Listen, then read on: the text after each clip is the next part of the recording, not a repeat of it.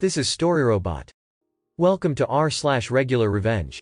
Our first story of today is summer job that led to the closure of 4 restaurants.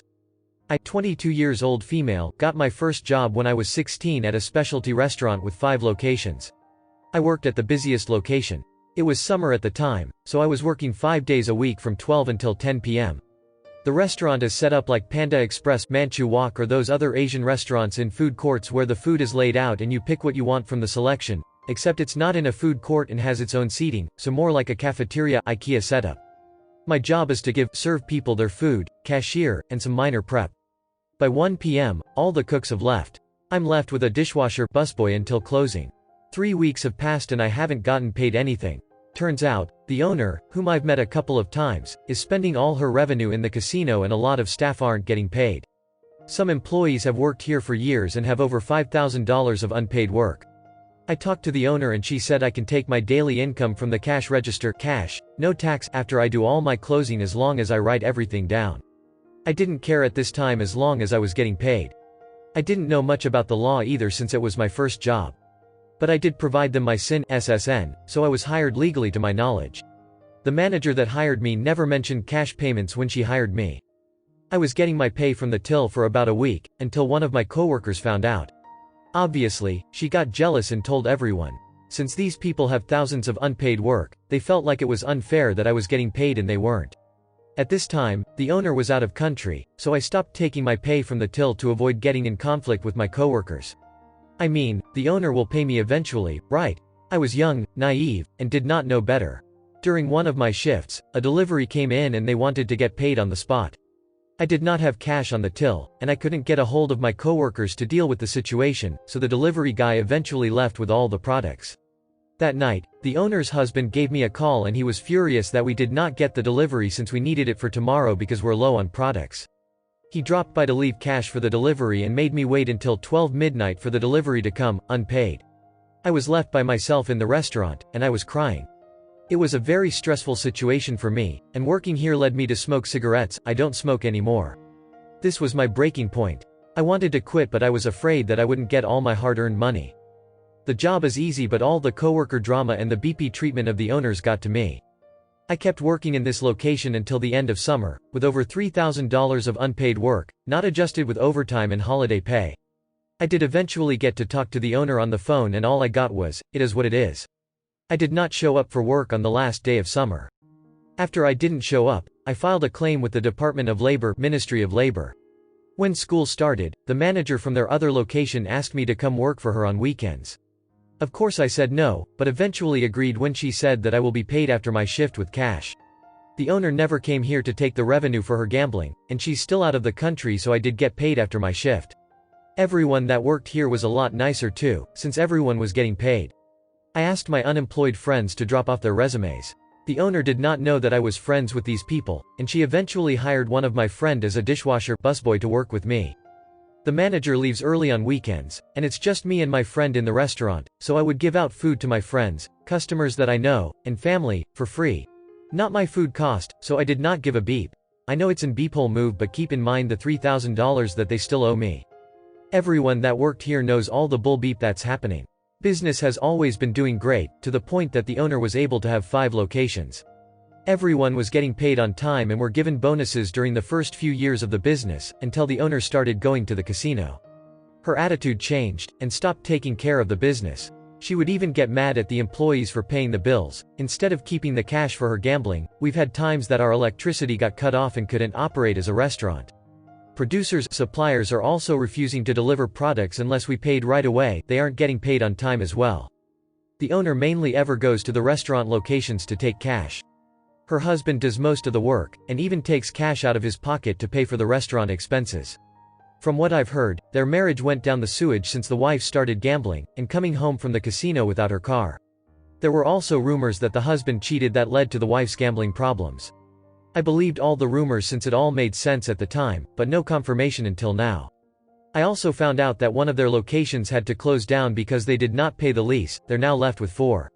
We're the only second location I'm working at, where the staff gets paid on time.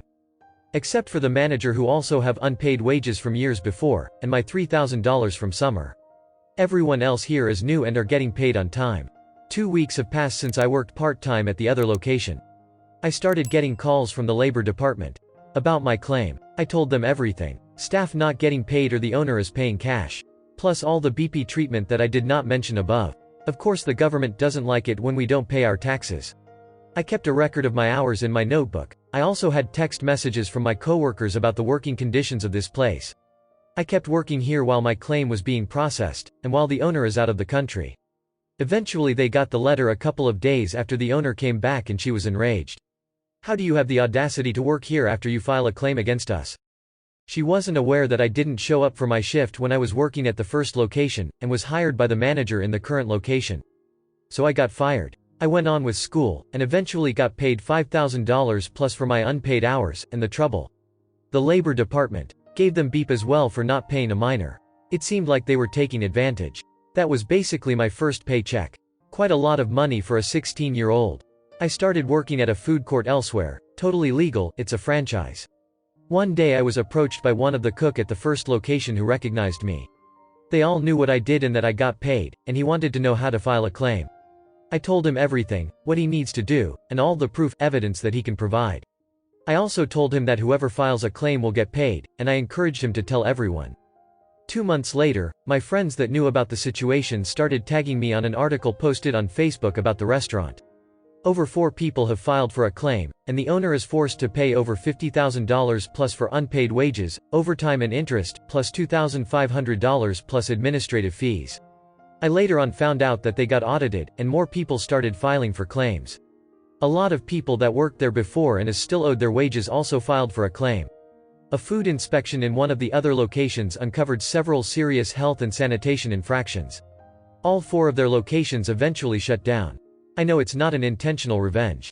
And the restaurant could have closed down anytime due to their debts. Although my friends still joke about it to this day that I added fuel, spark to the fire kindle that led to the closure of all their remaining locations. I'm just glad I got my hard-earned money. Our last story of today is, they booted me off special English courses. Some background, I'm from a European country that doesn't speak English, but since our country relies heavily on trade, languages are pushed heavily on all students. At the time I went to secondary school, primary schools did not have a focus on English yet, though. Now, onto the story. I made it to my secondary school's bilingual education program, a program they screened you and tested your English for. If you made it until the final exams at age 17 to 18, you'd get an official Cambridge certificate to show for it. However, I was heavily bullied on both this school and my primary school, resulting in a bunch of mental disorders that my school honestly had no clue how to deal with. They began banning me from school trips before booting me off of the program for some bull-beep reason that doesn't actually exist, despite only having ace in English classes and acing my tests. I even went to the head of the bilingual program, but she gave the same reason. My parents had to pay €250 to let me take the exam that had otherwise been free, but I gave it the best I had, hell-bent on showing my school wrong.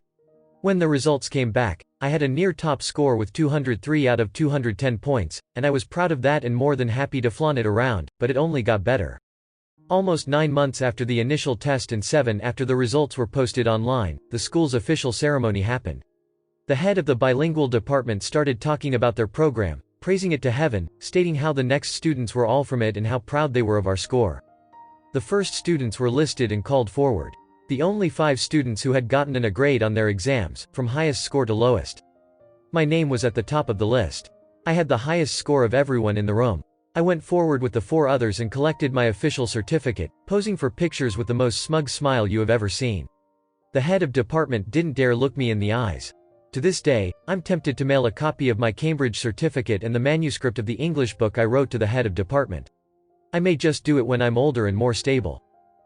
Thank you for watching. Error. Problem detected. Not enough subscribers. Please subscribe, like and comment.